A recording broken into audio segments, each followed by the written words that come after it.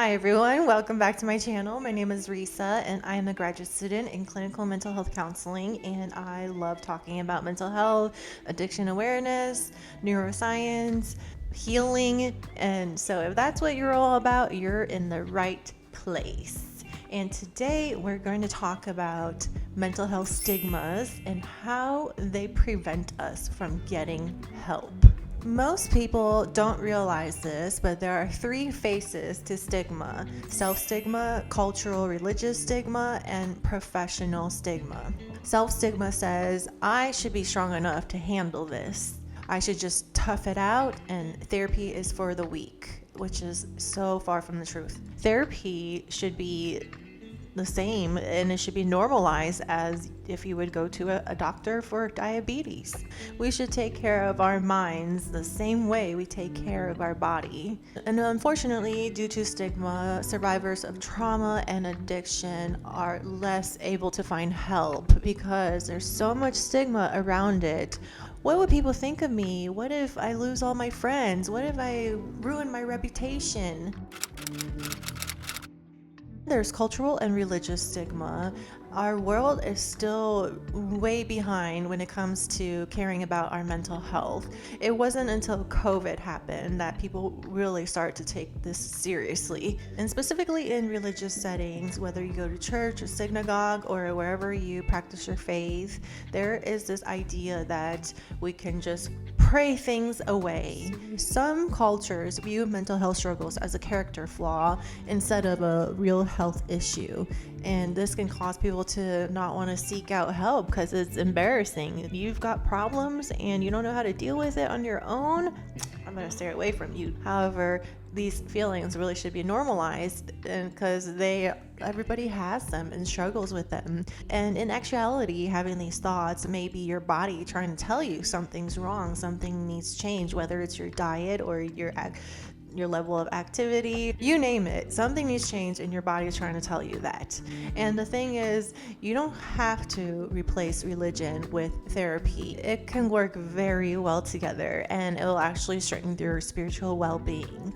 As someone who became part of this field, I have a hard time understanding why people don't want to talk about their feelings, talk about the difficult things, the difficult conversations, so that you can heal and then not have to revisit it with the same level of intensity when it does come up again later on down the road. The purpose of therapy is to keep revisiting those really difficult moments and to get you to be a little bit more desensitized. The more you talk about it, the more you go over it, eventually you change the narrative of how you see that situation, and so it becomes an integrated part of yourself and you go on to live a normal, healthy life. And that is absolutely possible with therapy. And then there's professional stigma. If I go to therapy, it will ruin my reputation. People will think I'm weak. An interesting fact is that many doctors, lawyers, therapists, and first responders avoid therapy because they don't want to jeopardize their career and be perceived as weak. But I think that is so dangerous. Down the road, you might explode in a way that totally surprises you. It's just like a ticking time bomb, especially if you're in the field of being a doctor, lawyer, first responder, or a therapist, and you're not going to therapy. I think you are a ticking time bomb. And like I said, even mental health professionals experience stigma in this. I hear many times, if you're becoming a therapist, so shouldn't you not have any problems? I mean, if you think more deeply about it, that makes no sense. I am not a perfect human. I have my human emotions, and I am absolutely going to make mistakes, guaranteed. And I'll apologize in advance for that. Okay, let's talk about how stigma physically affects the brain and keeps you stuck. So stigma triggers a stress response and it asks our body to release cortisol, and then the cortisol tells the amygdala to get emotional, be afraid, and then our body is put into a fight, flight, freeze, or fawn state. Over time, this chronic stress response burns out the body and the mind, leading to anxiety, depression, and autoimmune disorders.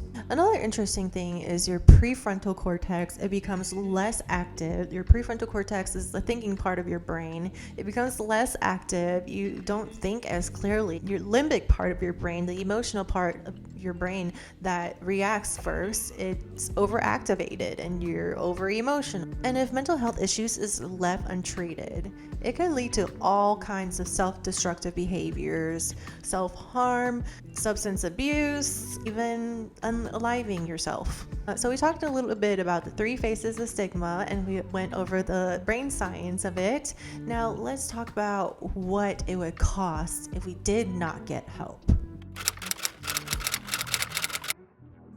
Like I said, untreated mental health issues affect relationships, your career, and even physical health. You can experience emotional dysregulation where your emotions are all out of whack and you have anxiety, depression, you have difficulty communicating, and you want to withdraw and avoid people.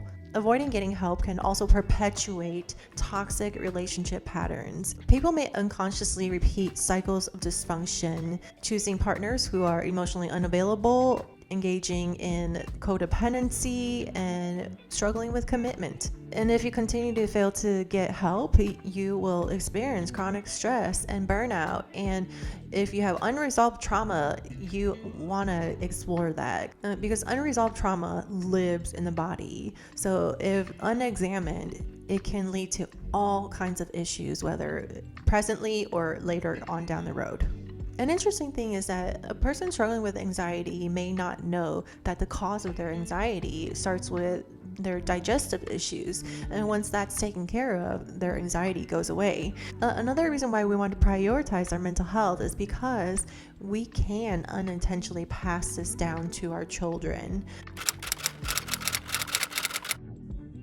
Some people turn to unhealthy, numbing ways that are acceptable in our society to help cope, but it's still not getting to the root of the problem, and you're still masking and just putting a band-aid on a big problem. Staying constantly busy in our society is acceptable, but it's really not healthy to stay constantly busy. It can temporarily push away feelings of anxiety and depression, but it will lead to burnout and health issues and emotional breakdowns. Another thing is the dopamine rush from achievement, to finally making that sale or getting that client, closing that deal that you want. It can mimic feelings of fulfillment. Eventually, you're still going to crash and burn. So you may throw yourself into work and feel really great about it because you're getting that dopamine rush, but really it's just mimicking the feeling of fulfillment, and you are still gonna feel all those emotional feelings that you avoided for so long later on down the road. And that's probably really terrifying to think about. So take care of your mental health. Yes, it's uncomfortable to explore those feelings. Absolutely, it is for me as well. But the reward is so worth it. Trust the process. As a former fentanyl addict, I know how easy it is to turn to substances when emotional pain feels unbearable. I wasn't just addicted to fentanyl, I was addicted to the escape that it gave me. But once it wore off, reality hits you, and I had to figure out what my reality was that I was escaping from. And I think I figured it out. I wasn't living authentically. I felt like I was 2 different people, and that was just not conducive to my mental well-being. And I could have gotten help a lot sooner if it wasn't for stigma. The message that I was getting in the bubble that I was in was that medication is not okay, and so I felt a lot of shame. Professionals were telling me that medication is something that I should really consider. And now let's talk about how we can break free from stigma and finally get help. First off, let's change the narrative and reframe mental health as a part of overall health. One of the reasons why stigma prevents people from seeking help is because of the way it is perceived as not part of the overall health. Mental health is seen as separate from physical health, when in reality, They're deeply connected. We need to start viewing therapy, counseling, mental health treatment as essential as going to see a medical doctor for our physical health. You wouldn't be ashamed going to a doctor for diabetes, so why is therapy different? Yet when someone struggles with anxiety, depression, PTSD, the expectation is to just snap out of it. If you had a broken leg, would you just try and walk it off? No, you would get medical care, and mental health deserves the same care. Mental health isn't self-indulgence, it is self-preservation. Just like the same way we exercise to prevent heart disease and eat healthy to avoid diabetes, we should care for our mental health and before it turns into a crisis. If you fear judgment for getting help, start small. You can seek support anonymously. There are crisis hotlines that you can call, online therapy platforms, or even AI-based mental health tools that you can use to help with your mental health right now, today. I just made a video on the risks and benefits of using an AI or human therapist. If you would like to watch that video, it's right here. Risa, Replica, Wobot. These are chatbots trained in cognitive behavioral therapy techniques. I do want to say that there is the potential of you getting attached to these chatbots. It has happened before. So please be mindful of that. Or you can just journal. And I hear people complain about how journaling is just not helping. It's a process. And you can start with one sentence, and that's it. And you'll notice that as you develop that skill, you advance and you evolve, and the way you think becomes different, and you turn into a different person. I'm telling you, it works. If you've overcome stigma, help someone else take that first step. Stigma ends when people share their stories. When people share their experiences with each other, they create a ripple effect of understanding and change. It's like basic physics. With every action, there's a reaction. So don't think it doesn't matter. Every effort counts. So go on and go out and plant those seeds.